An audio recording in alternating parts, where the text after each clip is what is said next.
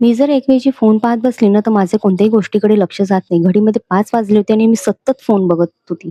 तर मी म्हटलं चला, आता आपल्याला 5 वाजले आता चहाची क्रेव्हिंग तर होतेच. तर मी सर्वात अगोदर ना इथे चहा मांडायला घेतला.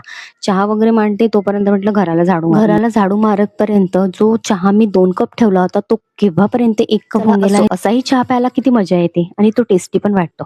आज रात्री आम्ही घनुरेच बनवले होते. मी खूप दिवसापासून यांच्या मागे लागली होती, की मला एम-जी रोडवर घेऊन चला. पण आमचा टाईम काही मॅनेज नव्हता. टाईम याच्यासाठी मॅनेज नव्हता, कारण की ते जे स्टॉल आहे ना, ते रात्री 9 ते 12 वाजता ओपन होतात.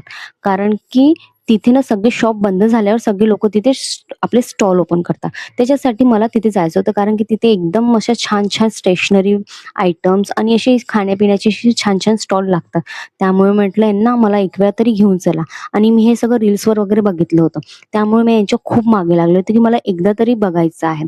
त्यामुळे आम्ही रात्री 10:30 वाजता घरून निघालो, तर आम्ही 11 वाजता तिकडे पोहोचलो आणि तिथे गेल्यावर समजलं, की गर्दी इतकी आहे, एवढ्या रात्री सुद्धा पब्लिक तिथे येतात. मी तर स्पेशली तिथे ना लाफिंग खाण्यासाठी गेली होती, पण तिथे ना लाफिंग संपून गेले होते.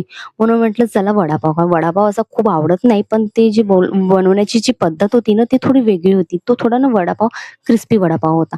म्हणून म्हटलं चला आपण वडापावच ट्राय करून बघा.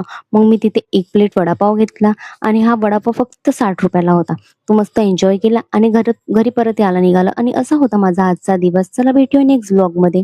व्हिडिओ आवडला असेल तर सबस्क्राईब करा. बाय.